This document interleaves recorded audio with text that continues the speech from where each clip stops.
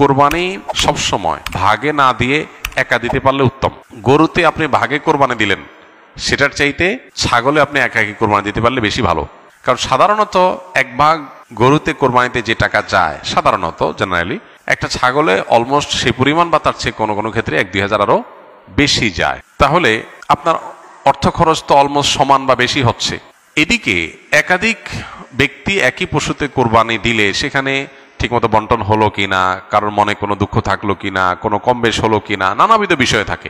আপনি একাকি কোরবানি দিলে, ভাগে কোরবানি না দিলে এই সমস্ত ঝামেলার ঊর্ধ্বে আপনি উঠে গেলেন। তবে এটা ঠিক যে একাধিক ব্যক্তি যদি একটা পশুতে কোরবানি দেয় এবং কারোর নিয়তের ভিতরে ভেজাল থাকে, এর জন্য সবার নিয়ত নষ্ট হয়ে যাবে, কারোর কোরবানি হবে না, ব্যাপারটা সেরকম না। কারণ একজনের পাপের বোঝা আরেকজনের উপরে আসবে না।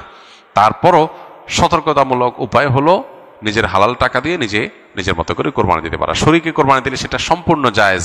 একটা গরু, একটা ওট, এই দুই ধরনের পশুতে আপনার সর্বোচ্চ 7টি ভাগ হতে পারে। আর এর বাইরে কোনো ভগ্নাংশ চলবে না, অর্থাৎ এক ভাগ দুজন মিলে নেওয়া চলবে না। যে কোনো এক ব্যক্তি বা একটা পরিবারের তরফ থেকে একটা ভাগ হবে, এভাবে সর্বোচ্চ 7 ভাগ।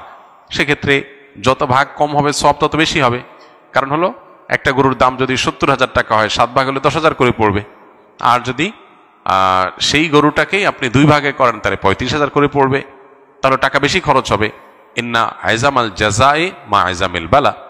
যার যত বেশি কোনো ভালো কাজ করতে গিয়ে যত বেশি কষ্ট হবে, শ্রম হবে, মেধা খরচ হবে, অর্থ ব্যয় হবে, সবের পরিমাণ তত বেশি হবে। সো ভাগের পরিমাণ যত কম হবে সবের পরিমাণ তত বেশি হবে। পাশাপাশি গোশত বন্টনের পদ্ধতি হলো যে কয় ভাগ হবে সেই কয় ভাগে কোরবানির গোশত বন্টন করতে হবে সমান হারে। এবং এক্ষেত্রে ভাগে কোরবানি দিতে গিয়ে, গোশত বন্টন করতে গিয়ে যদি কেউ তসরুফ করেন তো সেটা হারাম হবে, গুনাহের কারণ হবে এবং নাজায়েজ কাজ হবে। কয়েক ভাগে কোরবানি দেওয়ার পর যদি ওজন না করে অনুমান করে কোরবানি গোশত ভাগ করা হয় তাহলে কোরবানি হালাল হবে কিনা। অনুমান করে ভাগ করলে সেটা জায়েজ হবে তখন যখন শেয়ার হোল্ডার যারা আছেন, যাদের ভাগ আছে, তাদের কারোর মনে যদি কোনো দুঃখ না থাকে, তারা নিজেরা যদি সম্মত হন। ধরা যাক যে 2 ভাই মিলে কোরবানি দিয়েছেন, তারা চিন্তা করতেছেন এত এক্সাক্ট মাপামাপি করা ঝামেলার ব্যাপার, অনুমান করে আমরা ভাগ করে ফেলি, আমাদের কোনো দুঃখ নাই, একটু কম হোক বেশি হোক আমরা ভাই ভাই, কোনো অসুবিধা নেই।